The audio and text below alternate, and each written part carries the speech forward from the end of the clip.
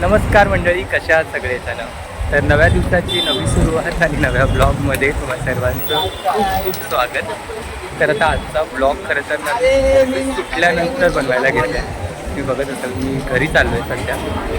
तर म्हटलं आज जनरली लोकांना व्हिडिओमध्ये डेली रुटीन किंवा फुल डे ब्लॉग असं करतात. तर मी म्हटलं चला आपण आता संध्याकाळचं रुटीन म्हणजे ऑफिस सुटल्यानंतरची जी संध्याकाळ असते रुटीन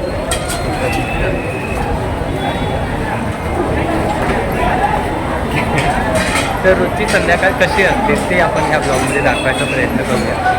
तर बघूया एवढा मोठा ब्लॉग होतो आहे. संध्याकाळ म्हटलं जास्त मोठा ब्लॉग होणार नाही, पण तरी पण दाखवतो तुम्हाला. सध्या मी आहे ठाणे स्टेशनला. ठाणे स्टेशनपासून सुरुवात होते ऑफिस सुटल्यानंतर घरी जायला. तर माझी पण ट्रेन आहे आता 5-6 मिनिटांमध्ये मी पकडतो आणि मग ट्रेनमध्ये बसूया कंटिन्यू. हे बघा, आयडली मुंबईच्या लोकांचं असं आयुष्य असतं. लोक सतत धावत असतात ट्रेन पकडण्यासाठी. या ट्रेनमधून उतरून दुसऱ्या ट्रेन अशी पळणारी लोक बघितली ना की खरंच आयुष्याची गंमतच वाटते. माझी पण ट्रेन आहे आता आणि मला खूप दम लागले. मला पुन्हा कळत असेल चला ट्रेन पकडू आधी.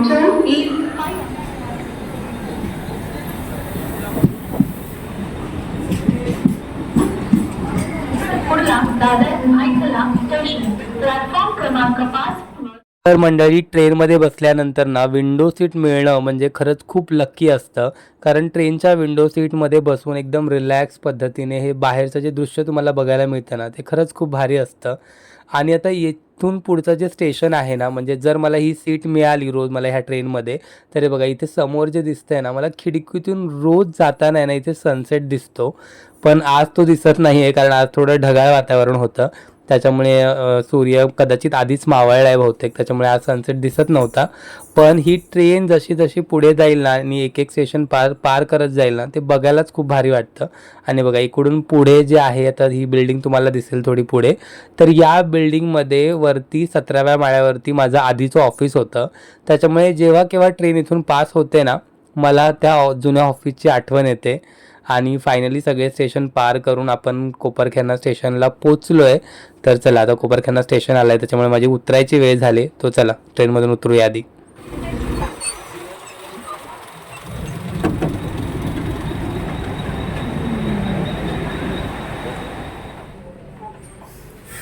चारी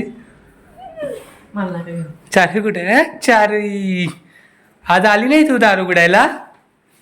टॅडू आलाय ना? होय, उठली आहे तू आज? किती त्या डॅडीला हा, काय झालं? झोपेतून उठले का आताच? झोप नाही झाली बाबू? काय शोना. तर घरी आल्यानंतर सगळ्यात पहिले तर फ्रेश व्हायचं आणि मग चारवीला घेऊन देवासमोर दिवा लावायचा. हा माझा रोजचा ठरलेला नियम असतो. पण हे फक्त तेव्हा शक्य असतं ज्यावेळेस मी ऑफिसमधून रेग्युलर म्हणजे रोज वेळेत जर आलो तर. पण कधी कधी उशीर होतो ऑफिसमधून यायला, मग त्यावेळेस प्रियंका देवाला दिवा लावते. पण एक नियम असतो की आम्ही जेव्हा पण देवाला दिवा लावतो त्यावेळेस चारवी आमच्यासोबतच असते. त्याच्यामुळे मग आम्ही तिला अशा छोट्या छोट्या गोष्टी शिकवत असतो. आणि खरं संध्याकाळचं देवाला दिवा लावला ना की घरातलं सगळं वातावरण एकदम पॉझिटिव्ह होऊन जातं.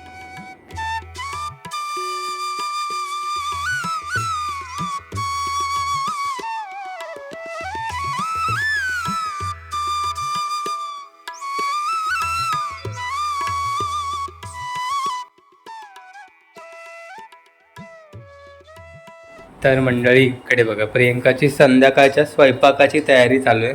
काय बनवलं आज? दाखव. शेवग्याची आमटी आणि अजून काय? आणि बटाट्याचा ठेचा. बटाट्याचा ठेचा. पहिल्यांदा ऐकलं असेल तुम्ही. Yes. 2-3 वेळा मी रेसिपी बघितली अशीच. तुम्ही मला पाठवली ती रील. हा, मी तिला एक असं स्क्रोल करता करता रील पाठवलेली आणि ती रील ज्या दिवशी पाठवली त्याच दिवशी संध्याकाळी तिने लगेच तो बनवला होता. खूप मस्त म्हणजे खरंच खूप टेस्टी आहे. बघूया ब्लॉगमध्ये जर छोटीशी रेसिपी दाखवशील. खूप सिंपल आहे, खूप 2 मिनिटातच होते. हां, तर या आपण दाखवू. ओके. तर मंडळी ना, या ब्लॉगमध्ये खरं तर मला तुम्हाला दाखवायचं चार्वी किती मस्ती करते. परवाच्या एका मिनी ब्लॉगमध्ये मी तुम्हाला दाखवलं होतं चार्वी कशी घरात नुसती म्याव म्याव करत फिरते. आता थोड्या वेळापूर्वी पण ती फिरत होती. काय झालं, खूप गरम होते खूप. गावाला पाऊस कधी पडतो. पडणार आहे मंडळी, गावाला पाऊस पडायला लागलाय. गॅस पुढे मला ना काय सांगू माझी हालत काय होते सगळी. त्याच्यात तुम्ही पण काळ्या घातले, मी पण काळ्या घातल्या, गरम त्याच्यामुळे होत जास्त गरम होत. तर पाऊस यार तुमच्याकडे असला पाऊस तर पाठवा मुंबईत थोडासा पाऊस, जर मुंबईच्या बाहेरून तुम्ही ब्लॉग बघत असला तर. तर येस मी तुम्हाला सांगतो चार्वीची मस्ती मी तुम्हाला या ब्लॉगमध्ये दाखवतो, कशी मस्ती करते ती. आता सध्या ती बाहेर गेली तिच्या आजी बरोबर, पण थोड्या वेळाने ती येईल आणि मग ती कशी दिवस अशी पूर्ण घरात म्याव म्याव करत असते ना, ते बघायला जास्त मजा येईल तिला तुम्हाला. मांजरी खूप आवडतात, त्याच्यामुळे दिवसभर नुसती मांजरांचीच नक्कल करत असते, म्याव म्याव म्याव. आणि सेम मांजरीचा आवाज काढते हा, एकदम डिट्टो. मला कळेल थोड्या वेळात दाखवतो मी, तिचं ते चालूच असतं. पण त्याच्या आधी आपण प्रियंकाची काय बटाट्याच्या ठेचाची रेसिपी बघू. ती भाकरीच्या तव्यात करणार आहे मी. भाकरीच्या तव्यामध्ये ठेचा खूप चांगला होतो. तर भाकरी झाल्यावरती बटाट्याच्या ठेच्याची रेसिपी मी तुम्हाला दाखवते. मी सुद्धा कॉपीच केली आहे, पण मी कशी बनवते ते तुम्हाला दाखवते. आणि एकदा नक्की ट्राय करा, खूप टेस्टी लागतं. म्हणजे असं सुक्कच असतं आणि भाकरीसोबत एकदम छान लागतो. Yes, म्हणजे तुमच्याकडे भाजीला काय ऑप्शन नसेल ना सुक्या भाजीला, तुम्ही हे बनवू शकता. 2 बटाटे असले ना घरात तरी सुद्धा भरपूर ठेचा होतो त्याचा, आणि एवढा चविष्ट लागतो ना की पोट भरतं. तर बघा स्टेट येऊन, कारण त्याच्यासाठी तिच्या आता भाकरी होणं महत्त्वाचं आहे. आणि त्यात मला नाही दाखवत, मिनी ब्लॉगमध्ये बघता तुम्ही मस्त भाकरी करते ती. आली तू कुठे गेलेली? पंखा आणायला गेलेली. कोणी आणला पंखा तुला?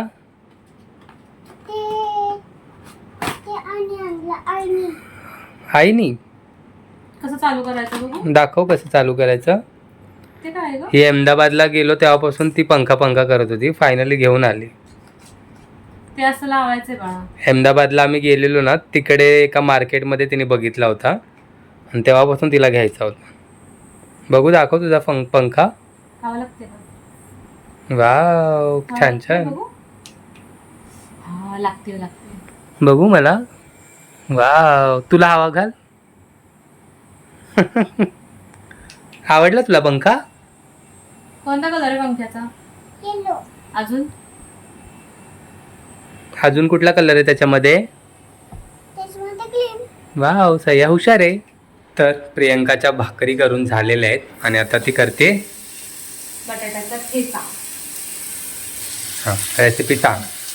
काय नाही, खूप सोपी रेसिपी आहे. फक्त बटाटा चिरून घ्यायचा आणि तो परतून घ्यायचा, थोडासा मऊ होईपर्यंत शिजवून घ्यायचा तेलावरती. तेलात. हां,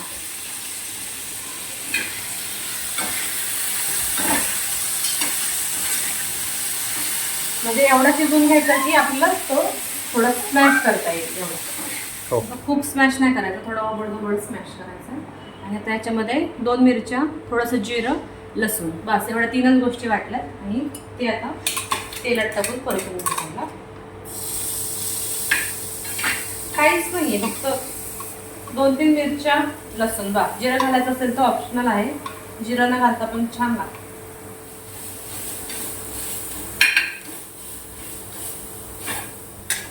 टाकून द्यायचं ह्याच्यात.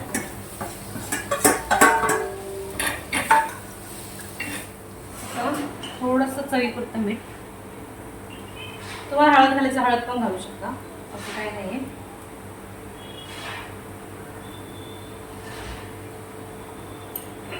आणि सगळ्यात मेन म्हणजे आपला शेंगदाण्याचा कूट. तर ह्याने तिखट लागत नाही. आणि शेंगदाण्याचं कूट ना एकदम ओबड, जास्त बारीक नाही करायचं, खूप मोठा पण नाही. हे बघा, असं ओबड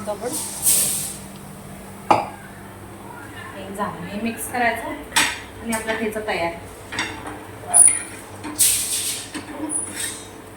तर मंडळी आत्ताच आमची जेवणं झाली आणि तुम्हाला मग अशी म्हटलं होतं ना, तिला चार्वीला मांजर व्हायची हुक्की येणार. ते बघा, कोण आहे तू? कशी करते? कोण आहे सांग. आवाज काढ, कशी काढत होती? बकरीचा आवाज काढते ती. आज बकरी आहे. रोज एवढी मस्ती करते ना. म्यावचा आवाज काढून दाखवतो. 1 मिनिट. तू म्यावचा आवाज कसा काढते?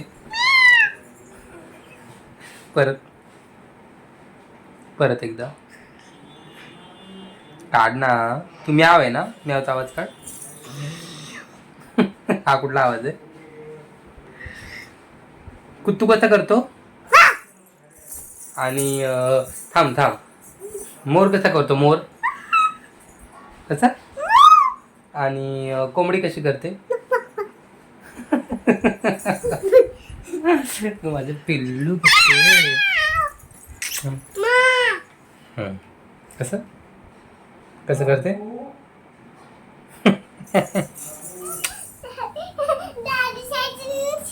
तिला मी आता फटके देतो. हा, तुला देतो फटके. 1 फटका देतो, 2 फटका देतो आणि 3 फटका पण देतो. हा देतो. हा देतो ना. मीच तुला फटका देतो.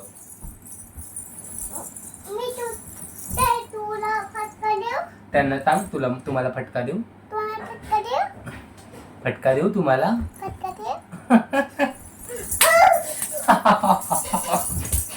ठीक आहे, अजून हात मारतो. मग तुला फटका देतो. मग तुला फटका देतो. मग तुला फटका देतो. देतो ना देतो ना देतो ना देतो ना. हा, देतो. 1 देतो आणि इकडे 2 देतो आणि इकडे 3 देतो. दिला. तर आमची अशीच मस्ती चालते.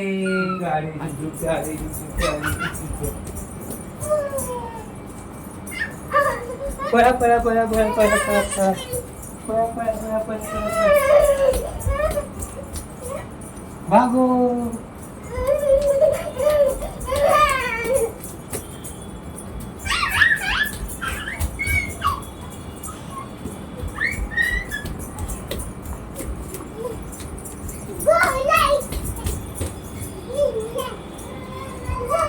Okay, bye bye.